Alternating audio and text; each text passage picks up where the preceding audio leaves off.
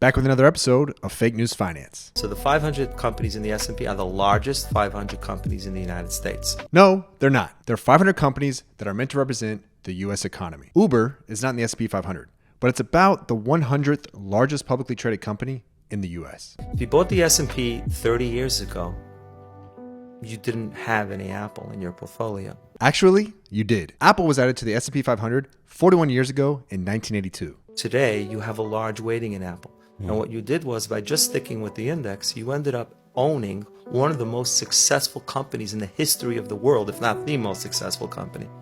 Now, that's a beautiful mechanism, which is why I love indexing. Actually, that's the biggest weakness of indexing. When you buy a fund that tracks a market cap weighted index like the S&P 500, like most indexes, you invest the most money in the largest companies. So going back to the Apple example, in 1993, you barely owned any Apple. You know what you owned a lot of? AIG, which has lost 75% of its value since then. When you invest in an index fund, you're investing the most in the companies that have done the best in the past, and that's fine.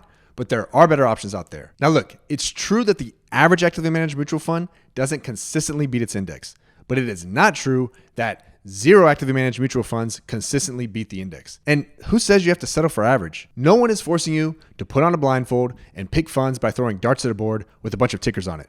You get to choose. So let's take a fund like MFS Core Equity Fund, for example, which has beaten the Russell 3000 Broad US Stock Index in 99% of rolling 10-year periods since 2002.